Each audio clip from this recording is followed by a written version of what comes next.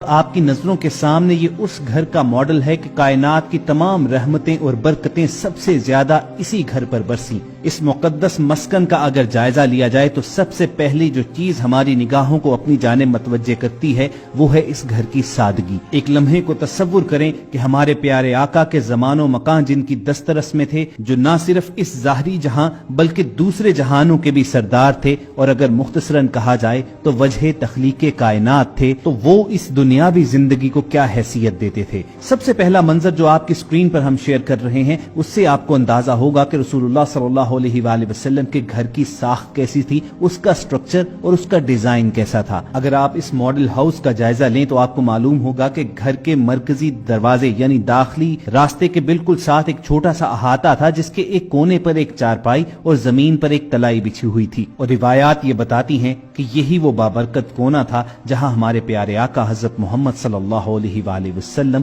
واپس آنے کے بعد استراحت فرمایا کرتے تھے، یعنی آرام کرتے تھے۔ اسی احاطے کے دوسرے کونے پر کھانا پکانے کے برتن وغیرہ اور آٹا پیسنے کے آلات وغیرہ پڑے ہوتے تھے، اور اس کے کونے پر پانی کا ایک کچا گھڑا پڑا ہوتا تھا، جس میں آپ کے غلام بیر غرس، بیر سقیہ اور مالک بن نظر کے کنویں سے آپ کے لیے ٹھنڈا میٹھا پانی لایا کرتے اور ان گھڑوں میں بھر دیتے۔ اور جب آپ صلی اللہ علیہ وآلہ وسلم کے لیے گھر میں پانی لایا جاتا تو اس کے بعد ایک مشکیزے میں ڈال کر اسے مزید ٹھنڈا کیا جاتا۔ گھر کے مرکزی داخلی دروازے کے ساتھ یہ جو احاطہ موجود ہے، آپ نے ایک چارپائی اور تلائی نما بستر بچھے ہوئے دیکھا تھا، اسی کونے میں بھی ایک آپ کو چمڑے کی بنی مشک بھی نظر آئے گی۔ یہی وہ مشک ہے کہ جس میں رسول اللہ صلی اللہ علیہ وآلہ وسلم کے پینے کا پانی رکھا جاتا تھا۔ اور خواتین و حضرات، اب بڑھتے ہیں گھر کے اندرونی حصے کی جانب۔ آپ کو احاطے میں ایک داخلی دروازہ بھی نظر آ رہا ہوگا، یہی وہ راستہ ہے کہ جس کے ذریعے رسول اللہ صلی اللہ علیہ وآلہ وسلم اپنے گھر کے اندرونی حصے کی جانب آیا جایا کرتے تھے۔ دوستو، اب اپنی سکرینز پر جو آپ منظر دیکھ رہے ہیں، یہ کاشانہ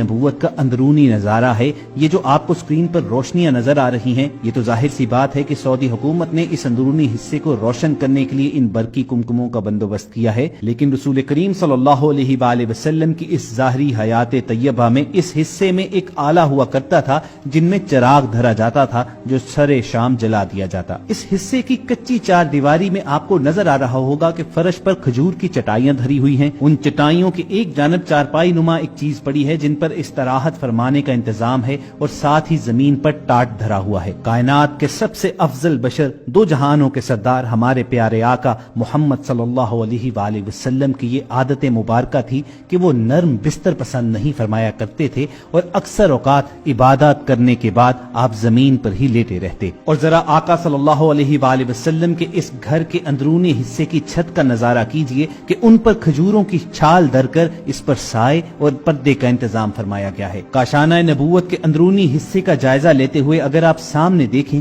تو آپ کو دیوار کے ساتھ کھجور کی کچھ خشک شاخیں پڑی ہوئی نظر آئیں گی، اس کے ساتھ ہی اناج سٹور کرنے کا ایک چھوٹا سا برتن، اس کے ساتھ رسول پاک صلی اللہ علیہ وآلہ وسلم کا اس زمانے میں عصا دھرا ہوتا تھا، اور اس کے ساتھ ہی زمین پر وہ برتن پڑے ہیں جن پہ رسول اللہ صلی اللہ علیہ وآلہ وسلم اور ازواج مطہرات کھانا تناول فرمایا کرتے تھے۔ آپ صلی اللہ علیہ وآلہ وسلم کھانے میں انتہائی محتاط طریقہ اختیار کیا کرتے تھے۔ حضرت عبداللہ ابن عباس رضی اللہ تعالیٰ عنہ آپ صلی اللہ علیہ وآلہ وسلم کے طعام کی کیفیت کا تذکرہ اس طرح فرماتے کہ عموماً آپ جو کی روٹی اور سرکہ استعمال کیا کرتے۔ آپ صلی اللہ علیہ وآلہ وسلم یہ دعا بھی فرماتے تھے، اے اللہ، آل محمد کے رزق کو بقدر زیست بنا، یعنی زندگی میں جتنا رزق درکار ہے بس اتنا ہی عطا فرما۔ اسی طرح جب آپ صلی اللہ علیہ وآلہ وسلم کے لیے پہاڑوں کو سونا بنانے کی پیشکش کی گئی تو آپ صلی اللہ علیہ وآلہ وسلم نے فرمایا، اے میرے رب، میں تو یہ پسند کرتا ہوں کہ ایک دن پیٹ بھر کر کھاؤں اور ایک دن بھوکا رہوں، تاکہ جب تیرا کھاؤں تو تیرا شکر ادا کروں، اور جب بھوکا رہوں تو آپ کی جانب گریہ و زاری میں لگا رہوں۔ آپ نے زہد و قناعت کا درس دیا۔ اس راہ میں آپ صلی اللہ علیہ وآلہ وسلم کا اپنا طرز عمل کیا تھا؟ عرب کے ہر گوشے سے دولت کے خزانے لدے چلے آتے تھے، مگر شہنشاہ عرب و عجم رسول اللہ صلی اللہ علیہ وآلہ وسلم کے کاشانہ نبوت میں وہی فقر و فاقہ ہوتا تھا۔ حضرت صلی اللہ علیہ وآلہ وسلم کے پردہ فرمانے کے بعد حضرت عائشہ صدیقہ رضی اللہ تعالی عنہا فرمایا کرتی تھیں کہ حضور اس دنیا سے پردہ فرما گئے، مگر 2 وقت بھی سیر ہو کر آپ صلی اللہ علیہ وآلہ وسلم نے کھانا نہ کھایا۔ آپ رضی اللہ تعالی عنہا بیان کرتی ہیں کہ جب آپ صلی اللہ علیہ وآلہ وسلم کا وصال ہوا تو گھر میں اس دن کے کھانے کے لیے تھوڑے سے جو کے سوا کچھ موجود نہ تھا اور چند سیر جو کے بدلے آپ صلی اللہ علیہ وآلہ وسلم کی زرہ ایک یہودی کے ہاں رہن رکھی گئی تھی۔ تو خواتین و حضرات، یہ تو تھا ہمارے پیارے آقا حضرت محمد صلی اللہ علیہ وآلہ وسلم کے طعام کا عالم۔ آپ اپنی سکرین پر رسول اللہ صلی اللہ علیہ وآلہ وسلم کے اس ماڈل ہاؤس کے اندرونی حصے کا نظارہ کر چکے ہیں۔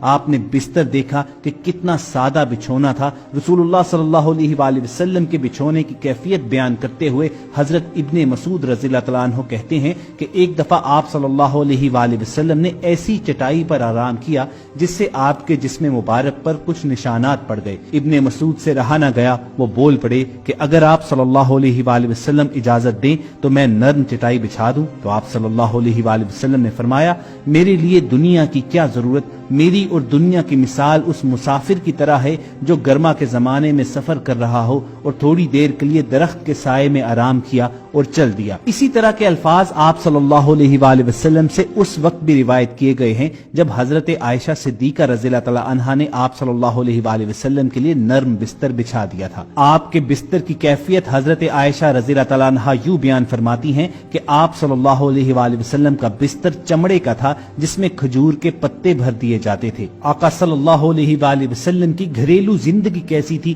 گھر کی چار دیواری کے اندر آپ کے معمولات کیا تھے اور دینی اور دنیاوی معاملات میں آپ نے کیسے توازن قائم کیا، اس کے متعلق بہت سی احادیث روایت ہوئی ہیں۔ انہی میں سے ایک روایت ہے کہ بعض صحابہ آپس میں گفتگو کر رہے تھے کہ رسول اللہ صلی اللہ علیہ وآلہ وسلم کی گھر سے باہر کی زندگی تو ہمارے سامنے ہے، لیکن گھر کی چار دیواری کے اندر رسول اللہ صلی اللہ علیہ وآلہ وسلم کے معمولات ہمارے علم میں نہیں ہیں، چنانچہ ہمیں اس کے متعلق معلوم کرنا چاہیے، پھر اپنے گھروں میں اس کی پیروی کرنی چاہیے۔ اب رسول اللہ صلی اللہ علیہ وآلہ وسلم کے گھر کے اندر کی زندگی تو ازواج مطہرات ہی جانتی تھی، اسی لیے وہی اس کے متعلق بہتر رہنمائی کر سکتی تھی۔ چنانچہ ان اصحاب نے آپس میں مشورہ کیا کہ ازواج مطہرات کی خدمت میں جاتے ہیں اور جا کر اس بارے میں پوچھتے ہیں۔ چنانچہ یہ اصحاب گئے تو تمام ازواج مطہرات نے یہ بتایا کہ رسول اللہ صلی اللہ علیہ وآلہ وسلم کے گھر کے معمولات ویسے ہی تھے جیسے دوسرے لوگوں کے تھے۔ کھانے کا وقت ہوتا تو کھانا کھاتے، گھر کا کوئی کام کاج ہوتا تو وہ خود کر دیتے، گھر کی کسی چیز کی مرمت کرنی ہوتی تو خود کر دیتے، کوئی جوتا گانٹھنا ہوتا تو وہ گانٹھ دیتے،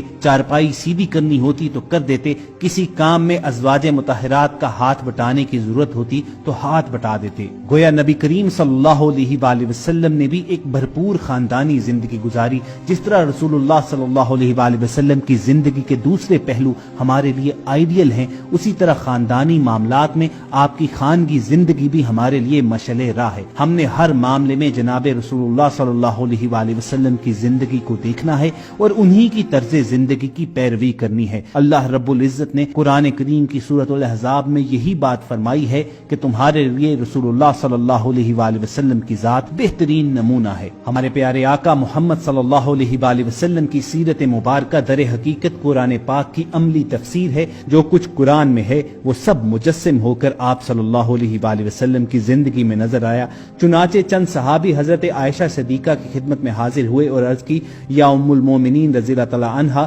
حضور صلی اللہ علیہ وآلہ وسلم کے اخلاق بیان فرمائیے۔ ام المومنین رضی اللہ تعالی عنہا نے فرمایا، کیا تم نے قرآن نہیں پڑھا؟ یعنی قرآن الفاظ و عبارت ہے اور محمد رسول اللہ صلی اللہ علیہ وآلہ وسلم کی زندگی اس کی عملی تفسیر۔ وائس ڈیلی کی اس ویڈیو سیشن میں ہم نے یہ کوشش کی کہ آپ تک رسول اللہ صلی اللہ علیہ وآلہ وسلم کی خانگی زندگی اور اس کے ساتھ ساتھ آپ کے گھریلو معاملات بھی آپ تک پہنچائے جائیں۔ امید کرتے ہیں کہ ہم اپنی اس کوشش میں کامیاب ضرور ہوئے ہوں گے۔ آخر میں آئیے دعا کیجئے کہ اللہ تعالی ہمیں بھی اپنی زندگیاں رسول اللہ صلی اللہ علیہ وآلہ وسلم کی حیات مبارکہ کی طرح ڈھالنے کی سعادت نصیب فرمائے۔ اگر آپ کے دل کی بھی یہی صدا ہے تو کمنٹ سیکشن میں آمین ضرور لکھیے گا۔ اس کے ساتھ ساتھ اگر آپ کو وائس ڈیلی کی یہ کاوش پسند آئی ہو تو آپ اس ویڈیو کو لائک کر کے ایک صدقہ جاریہ کے طور پر دوسرے لوگوں کے ساتھ شیئر بھی کیجیے گا۔ کوشش ہوگی کہ کسی ایسی ہی انفارمیٹو سیشن میں دوبارہ آپ سے ملاقات ہو۔ اپنا اور ارد گرد کے لوگوں کا خیال رکھیے اور سنتے رہیے وائس ڈیلی۔